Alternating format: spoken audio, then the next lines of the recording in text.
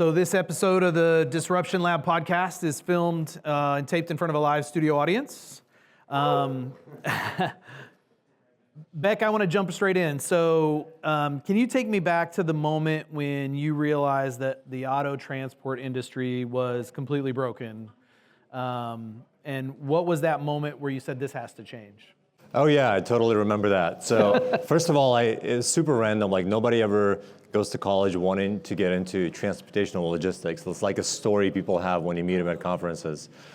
How did you get into this industry? And for me, it was super random. Like my cousin started hauling cars in college, and he's like, hey, this isn't really working. I'm losing money. This is messed up. So I started helping him out, turned it into a business.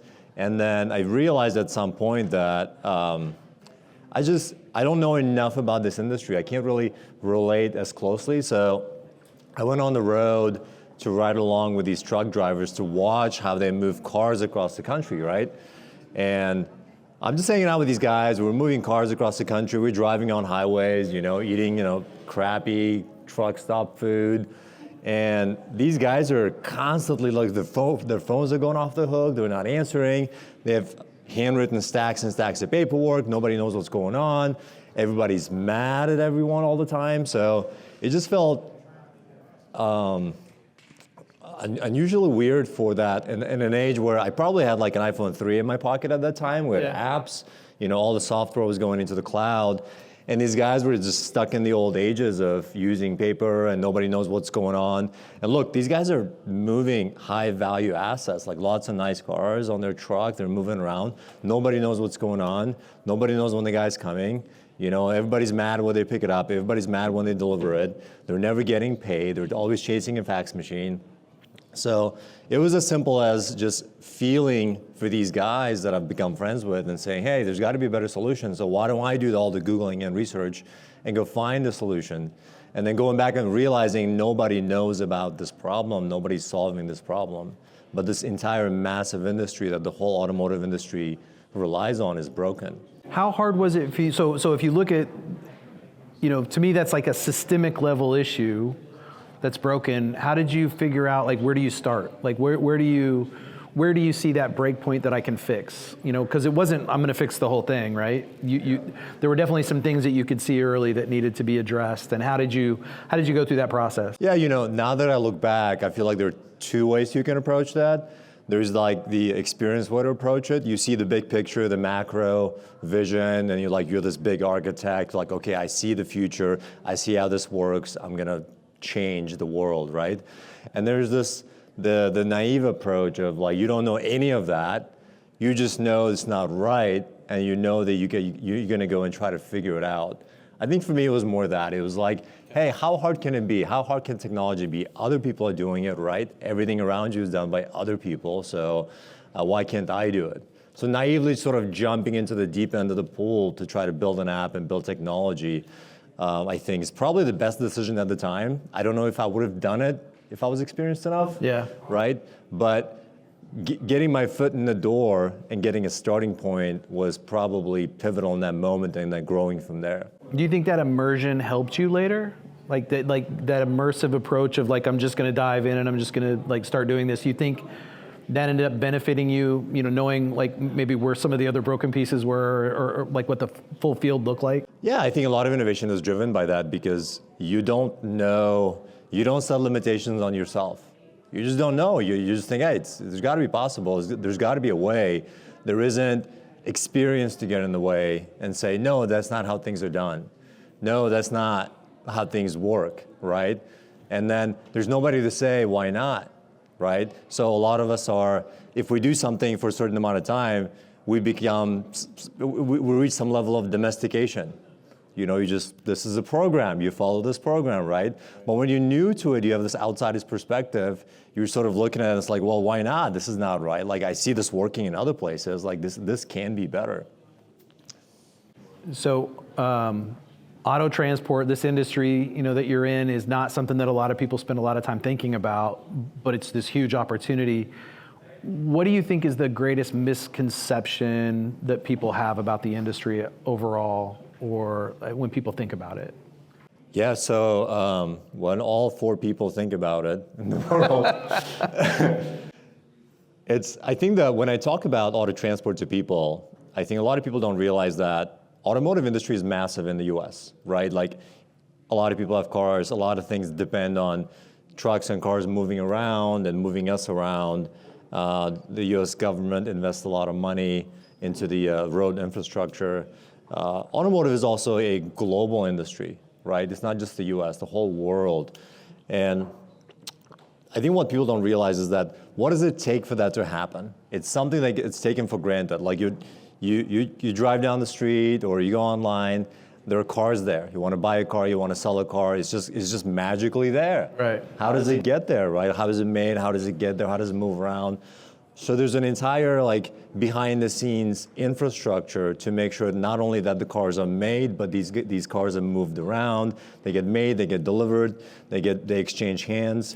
And in the lifespan of a car, that car is actually transported over 6 times in one life cycle. Really?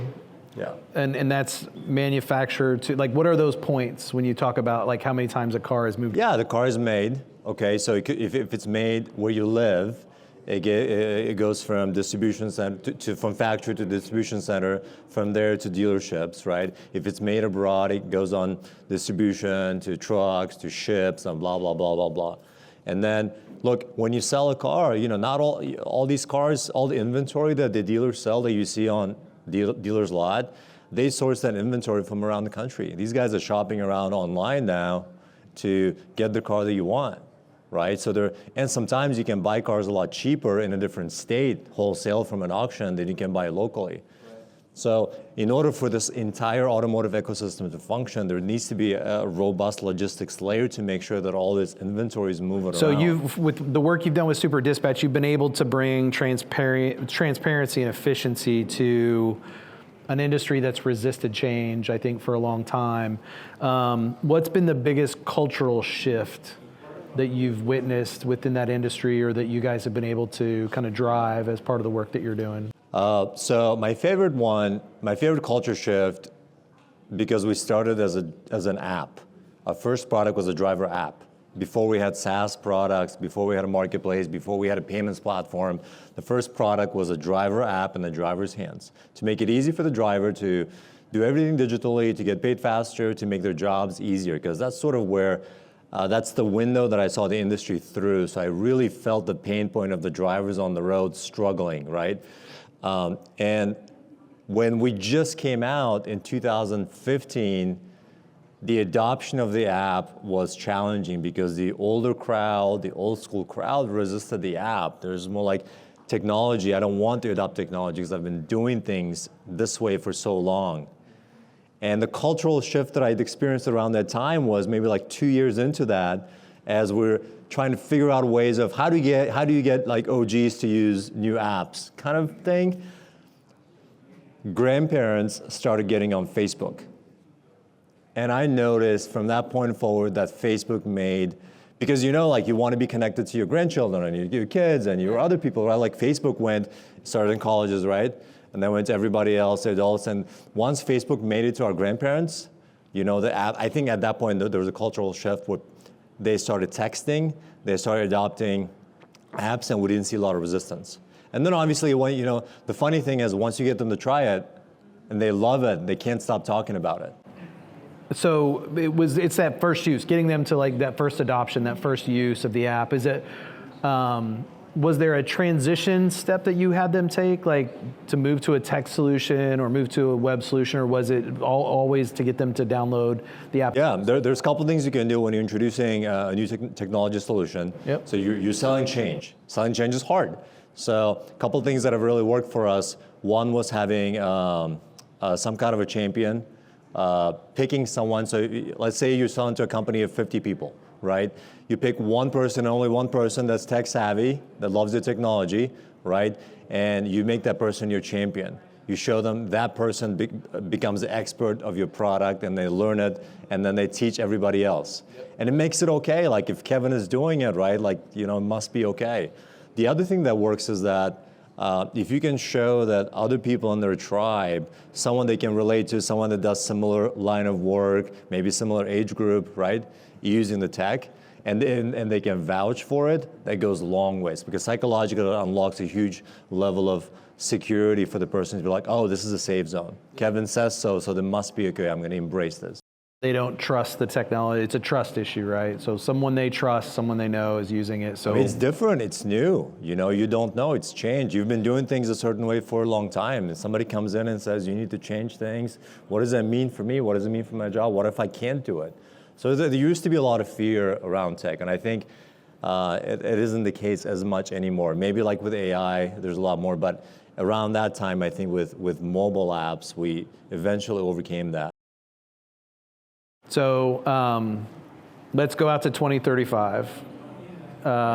What's the auto industry look like in 2035? What's different about how it is today? You know, the funny thing is 10 years ago, there were predictions that the cars would be autonomous by now. Yeah. We'd be flying cars and all kinds of things. 20, 30 years ago, to be flying cars. So it's hard to say. I think if you look at, if the infrastructure can catch up, I think the autonomous is still going to be there. I think if the energy is interesting, I don't know. I think the opinion is split on if the EVs and the powered by regular, lithium-ion batteries are long-term sustainable. So yeah, I think if hydrogen is unlocked to power the automotive industry and the vehicles, I think the more disruption is going to happen in the energy sector and the cars are powered than how they move around. I don't know if cars are going to fly. I wish they would.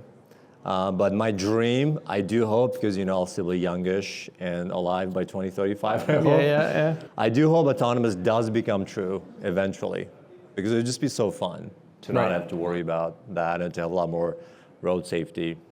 Yeah, I feel it's always felt to me that it's got to be one of these shifts that happens in mass, or the benefits are not going to be realized. That if you've got, let's say it's a 50-50 blend of, people behind the wheel and autonomous, that the safety, you'll never get to that safety, utopia that we think about, because human error is still such a huge part of that. So, but that's, what do you think holds us back from getting there?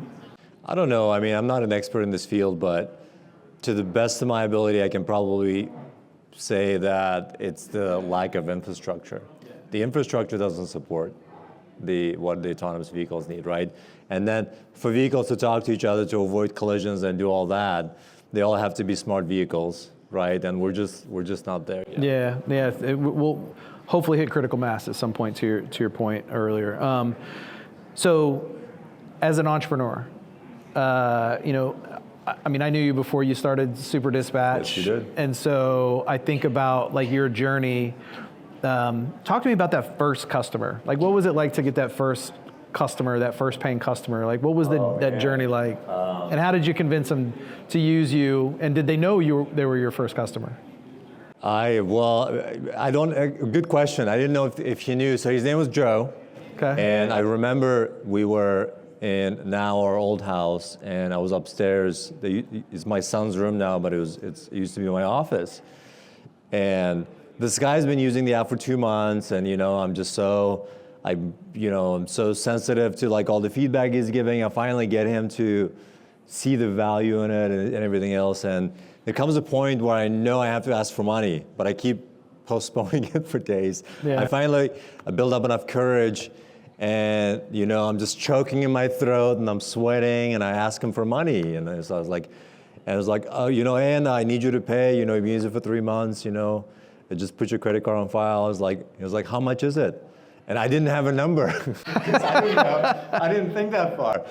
I was like, $99. And it was like, for what? A year. It was like, okay, no problem. You ready? It was like, I wasn't ready to take his credit card, but I just remember that moment because it was so scary for me to ask for money and to get that level of validation. Yeah. But it was such a relief at the same time for him to be so nonchalant about paying for it because, to realize that he saw value in that. I'd love to interview Joe right now and ask him about that same interaction because he was probably waiting for you to say $99 a month. Yeah. Now I know I should have said a month, a week, or whatever. Oh, that's funny. So you can't use that answer, but if you had to go back and do Super Dispatch all over again, like from the beginning, what are the major things that you would do differently? There's a lot. My favorite thing about building Super Dispatch has been the learning experience. I've learned so much. The easy way, the hard way, the smart way, the dumb way, and just a lot of experiences and coaches and mentors and customers and a lot of cool people that you meet through building a company. So I'm forever grateful for all the learnings from that. So I think I would apply, what I would do differently moving forward is probably, some things that I learned are, number one is probably people. I underestimated how critical each person is at an early stage. Say more. Like what? I thought like, if I can do this, anybody else can do this. I thought you could train and coach people into doing whatever superpowers you needed them to do. You know what I mean? Like I had this other company, not Super Dispatch, but this other company where I had a lot of people problems. And when I think about it, it's laughable. It was such a long time ago, but I was hiring off of Craigslist from the bottom of the barrel, like the cheapest people I could find. Right. What else did I expect? Like I was paying people here, right? But my expectations were here and it never worked. So if I could do it all over again, I would be a lot more intentional and deliberate about my partners, the early employees, and I would invest as much time and resources as I can early on to make sure that I have the right people from the get-go in the company. Because in the beginning, I didn't realize I'd be working for several years with these people, and if somebody doesn't work out, I didn't realize that if you let somebody go, right, or if they leave, and you replace them, I didn't realize there was a massive disruption at the time, you know what I mean? Like I didn't know, it could be a year's delay, right, a month's delay. So people are super critical. And the qualities around, finding people, you can get a lot of people with great resumes, LinkedIn profiles. They look amazing. You think they're going to change the world, your world, be a huge impact. But a lot of times in an early stage company startup, in those days, those are not the skills that you need. Like these people are coming, and you know this, these people are coming from like structured environments. Right. A certain set of tools and traction you need to have for them to be successful. So, like having the right number of Swiss Army knives, and people, like the phrase figure it out, used so often. Let's figure it out. You got to figure it out. Did you figure it out? Right, and that isn't something that we learn at home or in college sometimes. We just don't know how to figure things out. So you get a lot of people that once given instructions, they can go crush it. They can do an amazing job, right? But just to like drop somebody like special ops into dark forest or jungle for them to figure it out, so those people are rare. So I would pay a lot more attention to people, and I would focus more also on relationships. I didn't put a lot of value early on in going to conferences and building industry relationships. I didn't know that it mattered to people who is behind the technology, who is behind the company. But at some point, fortunately, I learned from my customers that it mattered to them. It didn't only matter that you had the best product, right? We wouldn't close the deal only because we have the best product. They would need to know who they're doing business with.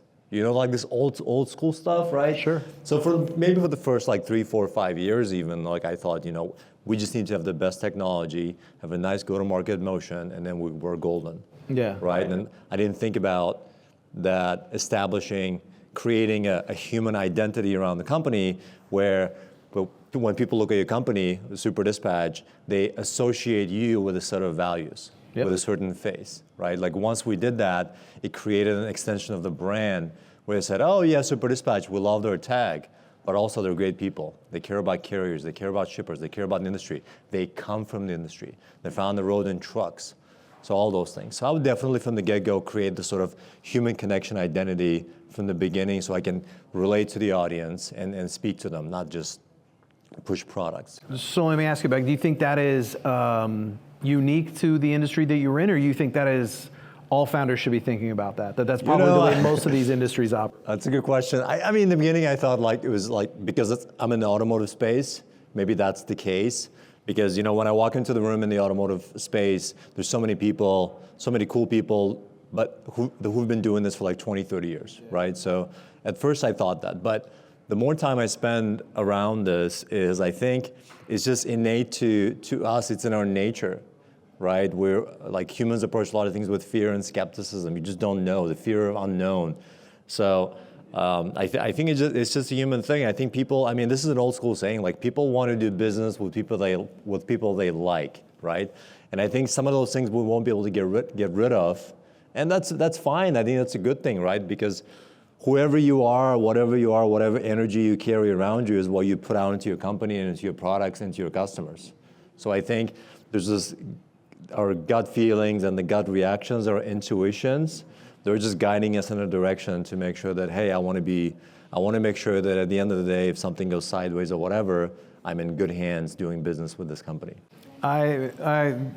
This is worth putting a pin in, because this is, I think, one of the most important lessons for early stage entrepreneurs is to understand that investors, customers, employees, people who want to come work for you, they want to come work for you. They want to invest in you. They want to do business with you, not your technology or not your company, right? And that it's all about, we always talk about jockeys and horses, right? It's all about, at the earlier stages, when you're starting, it's all about the jockey. For you, was there a moment where that like hit you, like an epiphany of, oh, this is a relationship business, or this is a relationship opportunity? Or was it more of a gradual shift? You talked about maybe starting to put the face on it, starting to put the values behind it. Was there a pivot point, or was it more? There was one moment where, you and I, so we went through the Sprint Accelerator and Techstars, right? That you helped put on, and at the end of that program, we were raising money. So, and I had this one conversation. We're in Kansas City. We're walking around Kaufman Performing Arts Center, and so I'm trying to convince this investor to give me a check. I don't know, $25K or $50K check. And this guy is skeptical, and he's like, he's leaning out, So he basically passes, he says no. And I ask him, like, why not? Why won't he invest? And he basically tells me in that moment that he thinks I got and we had traction, we had customers, we were growing, we had revenue in the team, we had all the things you want at the early stage of the company. So I felt like we checked all the boxes, right? And this was a big opportunity. And he goes, like this, he says, this feels like you just got it this far purely on your own will and energy. Like you willed this company this far. Like you just did this, you just willed this into existence.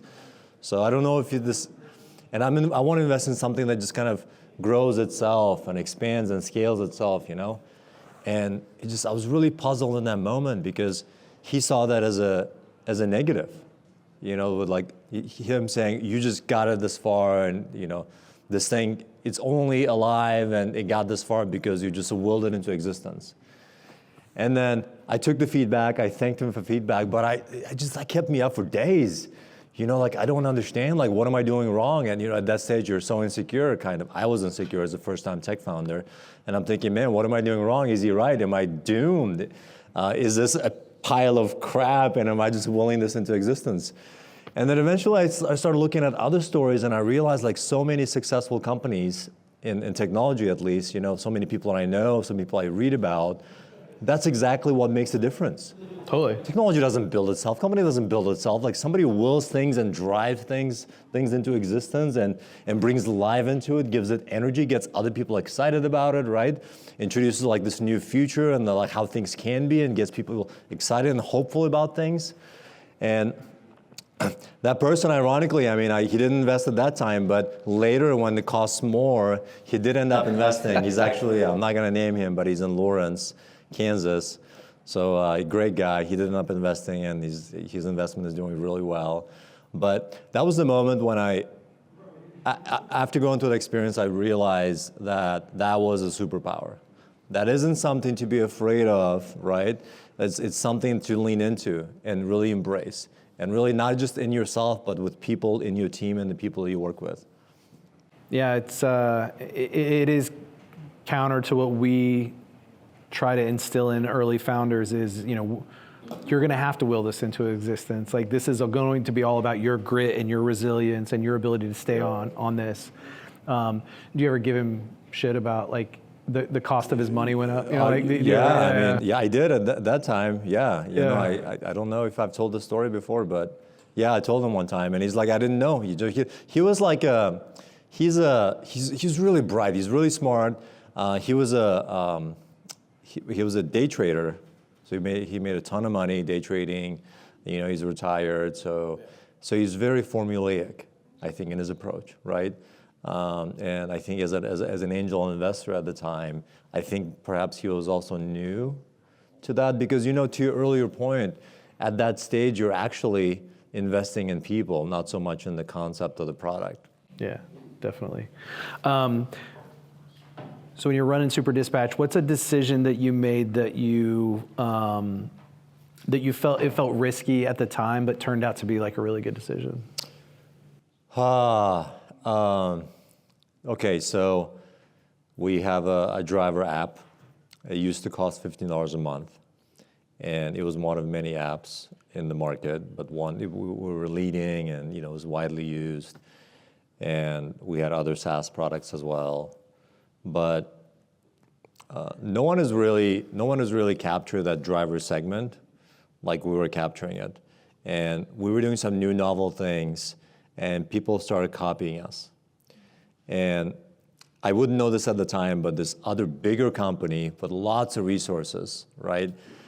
They built a strategy of how to take us out and how to win the driver Specifically, Super Dispatch. Yes, yeah. Because these guys are doing well. And they were threatened by us. It's like, if they do really well, they're going to take us out of business. So they came up with a whole plan to beat us in the market. And turns out their whole plan was, I ruined their whole plan like 2 months before launch because I made the app free.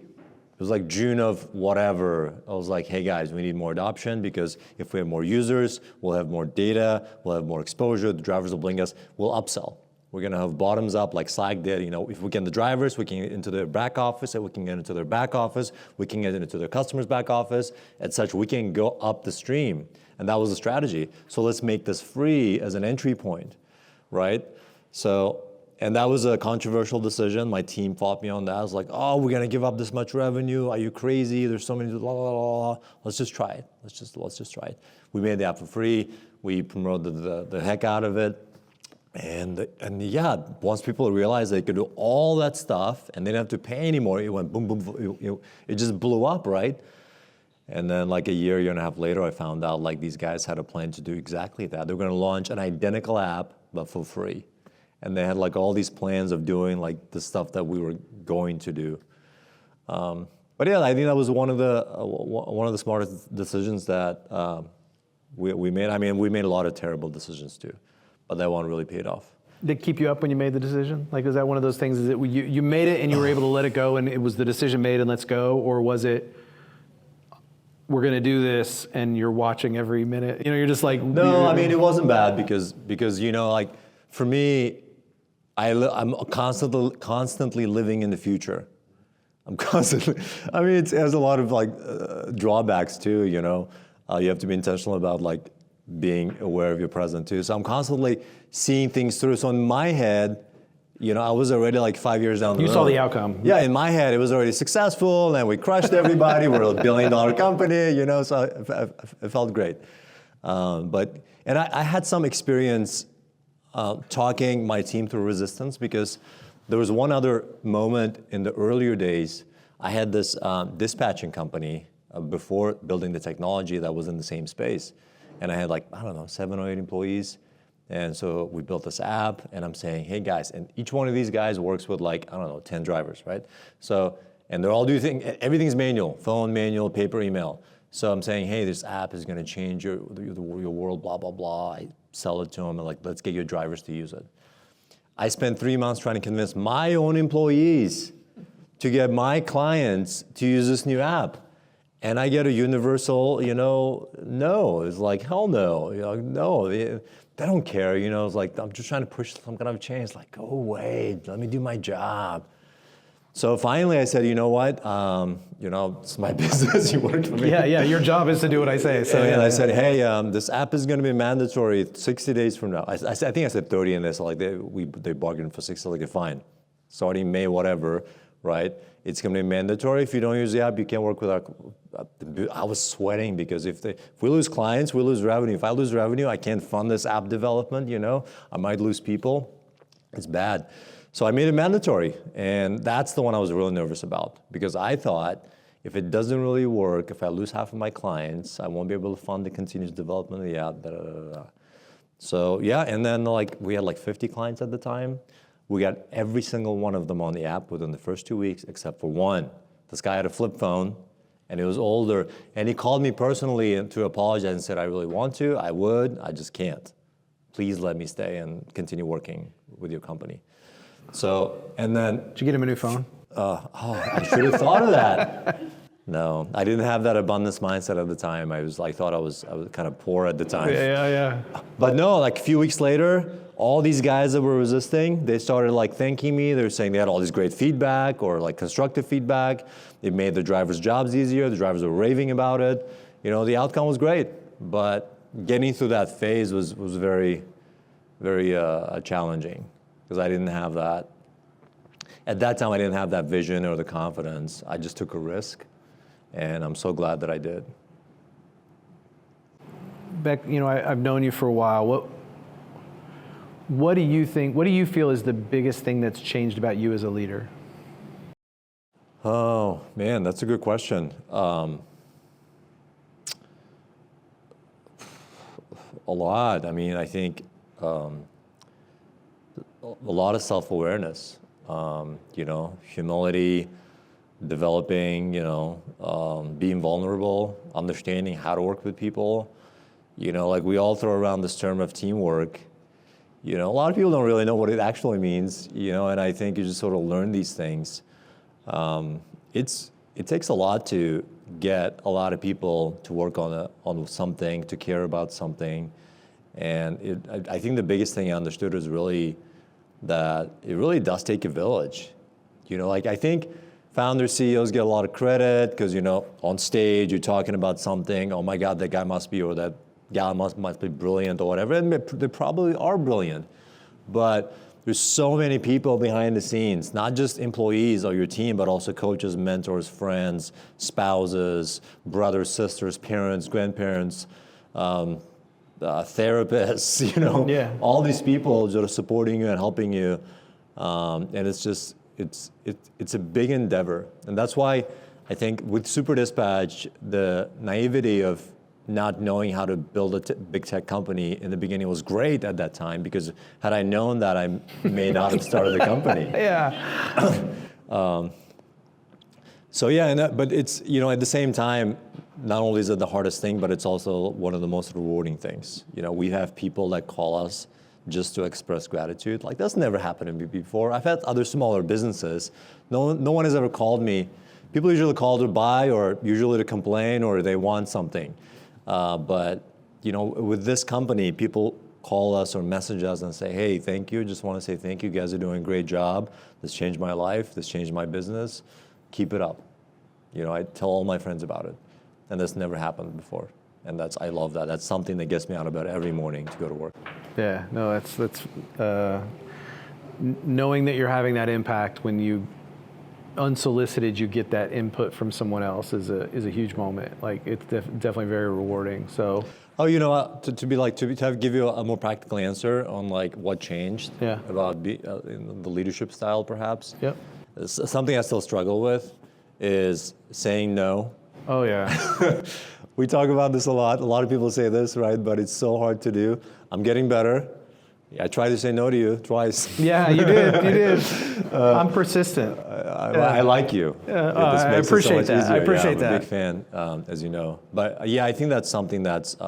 What are you doing to get better at that? Just being conscious of the need to do it? Are you setting like filters around the things you will say yes to, and then everything else is a no? Like how are you tackling that? I realize it's more about like the root cause of it all. It's less about the skill of saying no, but it's more about having intention or purpose or focus, and then saying, hey, does this thing feed into what I'm pursuing? Because if you're not pursuing anything, like for example, there are phases that I go through where I say yes to everything.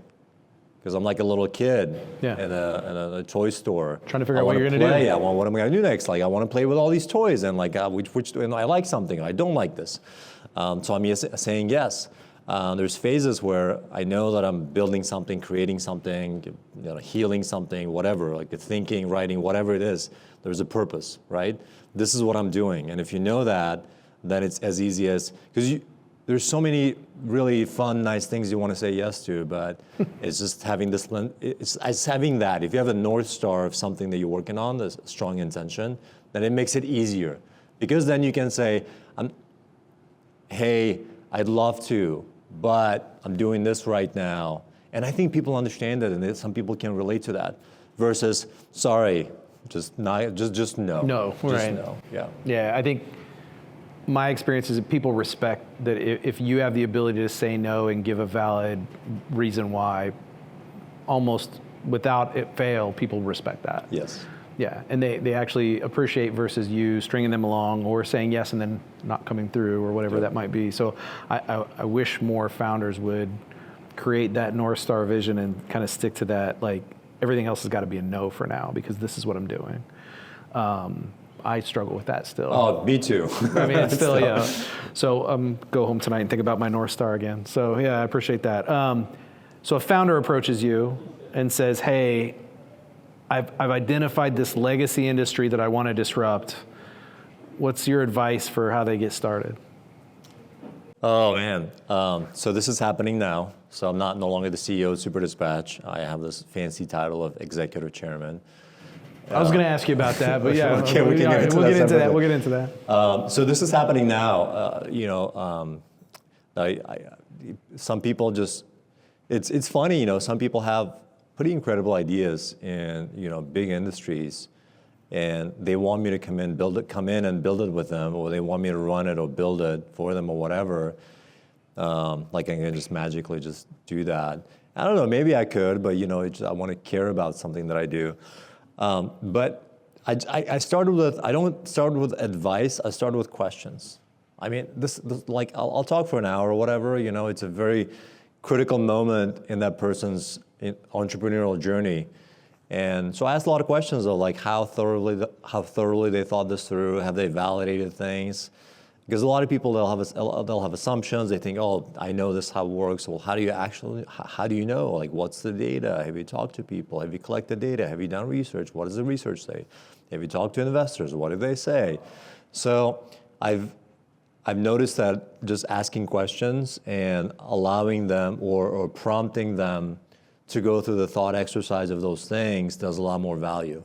Because a lot of times, these are founders, like I'm advising a company right now that just came out of an accelerator. It's an AI tech company, and they don't know who their customer is. They have customers. So it's like, you have this many customers, like how do we get more? And it was like, I don't know, so I started asking questions, like they don't know exactly who their audience is, They don't have a long 5-10 year vision. They don't have a strong product roadmap. They're just doing whatever the customers tell them, right? So I started asking a lot of questions around the fundamentals of the business. And then I think once they hear the question, they can't adequately answer it, Mm-hmm. And that gets them onto the track, onto the path of like, I got to figure that out. So in my experience, it's been, if they ask me a specific like advice or question, I'll answer that. But generally, if it's just around the business and the fundamentals at an early stage, it's going to be, who's your customer, what problem are you solving for them, what does your product do, how many more people are there, how are you getting to them, how do you explain what you do, There's such basic questions that, it's amazing to me that entrepreneurs struggle with these things sometimes. My favorite question to ask sometimes is, tell me about your best customer. And then they'll describe them to you and like, okay, now how do you get more? And they're like, what? Like they don't understand, like that's what you're trying to do. Your best customer, go get more of them. Where do you find more of them? Just like this. And if you can't tell me about your best customer, what are you doing? Like but they're basic questions that I think you can come back to. And that's why organizations like Pipeline or others, like this is a repeatable process. Like serial entrepreneurship is, once you've done it once and you've removed a lot of those fears or the doubt, the imposter syndrome, whatever it is a repeatable thing. Like you can do it. And there's some basic questions that you can ask. Yeah, for sure. To make that happen. Yeah. So every founder I found has like a leadership philosophy or something, like how I think you used the phrase leadership style earlier. How would you describe your leadership philosophy or your leadership style? Let's see. I'd say more laid back, more inspiring and motivational, more empowering, more hands-off, just encouraging more autonomy, trying to decentralize decision-making, optimize for speed and efficiency. I think one of the lessons that I learned from my CTO at Super Dispatch was to create an outcome-based culture versus tracking input. And we had this great debate early on where I had my head of product or marketing, I can't remember. So a big chunk of our engineering team was in Uzbekistan at the time, where I'm from. And our CTO is also from there. So this other person is also from Uzbekistan, and they go to that office and they see everybody working. They see like people are coming in whenever they want, 9, 10, 11 a.m., leaving whenever they want. And this guy freaks out. He's like, Beck, you can't let this happen. These people are taking advantage of you. That's not how things work in Uzbekistan, They need to show up at 8, and you need to discipline them. They need to not leave till 5. They need to blah, blah, blah, blah, blah. And I'm just listening. Okay. And then, so I say, hey, Far, this is what this guy is saying. Like, what do you think about that? Far just gives me the whole breakdown about like outcome-based cultures. Like, to me, it doesn't matter how much time they spend on a desk. What matters is like, what's the output? Like, if they're getting the job done, why do I care? I mean, that just blew my mind. I love that philosophy. So I immediately adopted that. And I started focusing on that. So I'd say like it's a lot more laid back in that sense. It's really more around, I think my leadership style is more around, I'm more of a visionary. I'm not, your drill sergeant, daily, grinder, operator. I want to grind around identifying a big opportunity on the horizon and finding a path to get there, right? And the right resources and the people and the team of people to get there. And I want to go, trailblaze and discover new territory. So that's really what drives my leadership style. And I only want people with me who truly can get excited about the path and where we're going, what we're going to do, and the adventure side of it, right? Because somebody just wants a predictable, regular, good, well-paying job, that's totally fine. Like, this is not that. Yeah. Earlier you made a reference to loving what you do or caring about what you do. Yes. How important is that? I mean, I feel like this is a little bit of a rhetorical question based on, what you just said, but like how important is that? Like to have passion about kind of the mission or passion about the vision? And not just for the founder, because I kind of want to get away from the founder worship kind of mentality like you referenced earlier, but like for all the people in the company to believe in what you're doing. How important has that been? I mean, dude, I think it's critical. It's a life and death kind of thing. You know how people compare building a startup to building an airplane on the fly in the air? Yeah. I mean, if that airplane doesn't come together, everyone crashes and dies, right? Not just, whoever. We don't ever talk about that part of it in the metaphor, but yeah, you're right. Yeah. So I think it's critical because, again, it's not just you. Like, you as a founder or CEO, there's only so much you can do, especially as your company grows. I'll give you an example of culture, like how your culture scales. Like the way you operate, the way I operate, we intentionally build a certain culture. And unintentionally, through our personalities, we end up also creating a certain level of culture because of how we operate. right? So when you have 3-4 people, it's easy to have like, this is what we do, this is how we work, these are our core values. When you have 50 people or 100 or 500 people, you can't do that. So what I learned is like the culture, if you want to maintain what made you successful in the first place from when you were small, and a lot of companies have done this successfully, how culture actually scales isn't through documentation or the pamphlets or the videos that you watch. It's through the folklore. It's the stories that people tell, right? Oh, I heard such and such. Oh, when this happened, this is what Kevin did. I heard Kevin, got out of bed at 3 a.m. and came to the office and fixed whatever problem. I heard Beck got on the plane and traveled across the world to do, grab a shovel and dug a hole himself, whatever. So those things really tell the core values and really the personality of the culture of the company, right? So it's critical. So if people don't care about what you're building and what you're creating, they're not mission driven, you're just not gonna get very far. Yeah. So I think in the process of building that well-oiled machine, it's critical. I think once you've built the machine and it's a repeatable, scalable, sort of predictable model, which a lot of businesses get there, which is great, at that point, maybe it matters less because everything is figured out. Remember we talked about figuring things out, like using that word a lot, figure it out. We still use that a lot every day, figure it out. I'll figure it out, go figure it out, let's figure it out, most importantly. So when there's less of that, I think it's less important for people to really care about what they're building. But in the early stages, once the airplane is built, just put a pilot, it keeps flying, right? Yeah. It's no problem. There's a manual. Yeah, when you're exactly, yeah. And when you're building the airplane, I think it's super important. You describe yourself as, kind of the visionary, kind of the futurist. How important was it for you to find a counterbalance to you early on, or somebody that was more in the weeds or was willing to do the details? Like, was that super early that you found that, the yin to your yang? Is that like, what was that process like for you, and how important was that? Yeah, I mean, it's always ongoing. It's always ongoing because it's not just one other person. There's a lot of key pieces in building a company. It was challenging. I couldn't find, we would call this the operational leader, like the person that, make sure the trains run on time, or chief operating officer or whatever. And it was a long time, we couldn't quite find. I had a little bit of that in some of my core team around product and engineering teams. My CTO has been an incredible partner to me. But as far as like business operations, it's been a challenge for me for a long time. And I think it goes back to not realizing how important of a role that was, and not realizing that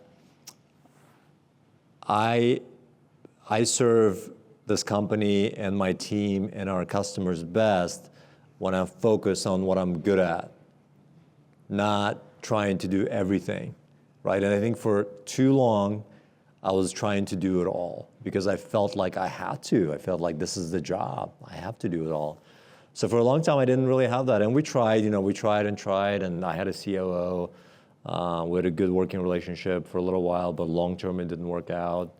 But eventually, it took us years, and we were eventually trying to hire a chief operating officer because business has gotten to a certain scale. The business would have definitely benefited from a proper, good operator, someone that wants to do that, instead of me trying to operate and hating it, and feeling miserable. Yeah. We tried to hire a chief operating officer, and somebody said, you know what, you can get a better candidate if you call them a president. I was like, great, let's hire a president. Let's hire a president, yeah. So it shall be done. So we hired a recruiting agency, and we started looking for a president. And the company has gotten to a point where I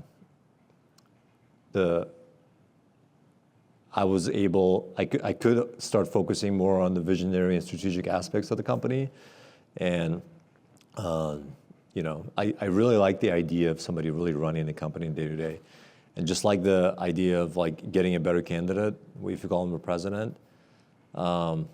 Somebody said, why don't we just hire a CEO? Have you thought about that? And my immediate reaction was, wait, that's my job. that'd be great, but like CEO is like person that runs the company. So if you put somebody in that seat who you don't know, things can go sideways very quickly. And when we were interviewing for president role, we're also sort of interviewing for the future CEO of the company. But we just wanted to give it some time to. Did you know that at the time? Like, was that your mindset when you were going through it? Was this person is eventually going to be the CEO? Or yeah, because I always thought there's got to be somebody that can do this better. I never thought like I'm the best founder, the best CEO. I'm it. I've always thought like there are people who are incredible at a lot of different things. There are people that have different superpowers to me and who can complement me, and they can come in and they can take this company to the next level, because I've always seen the massive opportunity we have. I've always believed in our team, and I've always loved our customers and what we do in this industry. So I've always wanted to sort of boost this rocket. How do I boost this rocket? Remember, like, outcome-based, right? Like, I was always outcome-based. I didn't care so much about the titles or whatever. I cared about the success of the company and the eventual outcome for the team, for me, and everybody else. So I'm always thinking, how do I optimize this thing for the best possible outcome for everyone involved? Because that's the good story. That's a great story for everyone, not just for me. And I didn't want to get in my own way and my own ego and being like, try to hold on to that. So for a long time, I was always open to having a different CEO, having a different COO, having, again, I talked about leadership style and being more empowering and, encouraging more autonomy. So I wanted more leaders around the table. And the way we came up, we were just a bunch of youngsters. None of us have kids at the time, and we're youngsters with no experience. We all sort of grew into these jobs, So I always welcomed people with more experience and more superpowers, more abilities around the table to come in and build with us. It's cool. Yeah. Yeah. So yeah, CEO is an easy transition, and especially seeing that there are people with lots of confidence and skills and who are excited about this, who want to come play ball with us, who want to come build with us, who have complementary skill sets to us. Yeah, I've always admired that about you. Is you're a very curious person. You ask a lot of questions. You're a very curious person. And I think that seems like that served you well as you've kind of continued down this path of. I think if a founder has that mentality of I don't know it all, it serves them better than I'm the only one who knows where we got to go and what we got to do. Yes. And I've always admired that about you since I've first known you. So I got to ask you this, man, because I ask everybody, but I want to know. So outside of Super Dispatch, yes. What's the dumbest idea that people have laughed at that you did that turned out to be genius? Okay. Dumbest idea that I did that people thought it was genius? No, people laughed at and told you were crazy for it. But it was genius. Yeah, but it turned out to work. Oh, man. That's a good one. Told you so. Like all the told you so's. Like you should write them down. Do you just dismiss them? Can you think of something? It's my wife over there. Marrying her? Yeah. That's actually a good one, yeah. So I married outside of my ethnicity and outside of my religion. Was not a popular decision with my grandparents. My mom was understanding, my grandparents not so much. Yeah. Yeah, but yeah, it was turned out to be a great decision. We have 4 children.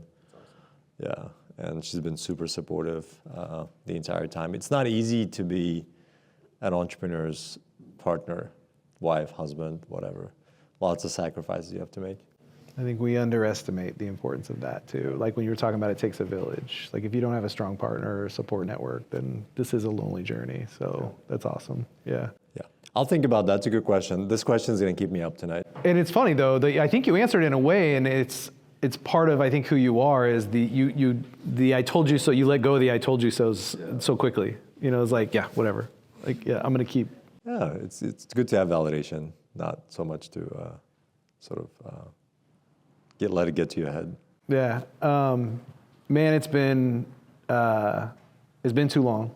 first of all, but it's also been really fun to watch the journey that you've been on. Like I remember the Sprint Accelerator days, first getting to know you and to see and hear and witness what you are now and what you've been able to accomplish it's fun to watch, man. And I'm proud of you, man. Thank you so much. It's very cool. Thank you.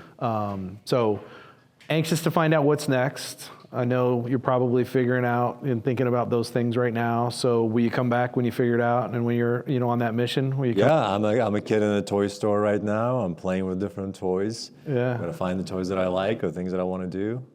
Yeah, and go get back to building. I do want to, intentionally channel my creative energy in a certain way. So I think that's something that that stays with me. So. I still have a lot of energy and spark and fire, and I want to intentionally channel that in a certain direction. Yeah, I don't think that's going anywhere. And so when you figure it out, I do, please come back and I want to hear about how you figured it out, because I think that process for you is going to be, I think, really interesting. Yeah, How did you figure out what the next thing was? And because to hear you talk about you need to have the passion, you need to have, the drive to make it work. I'll be curious what that process was. Yeah, so I'm happy to. Well, thanks, man. I appreciate you being here, Beck. I appreciate you sharing your story with us, and look forward to watching what's next. Of course. Awesome. Thanks. Yep, you bet.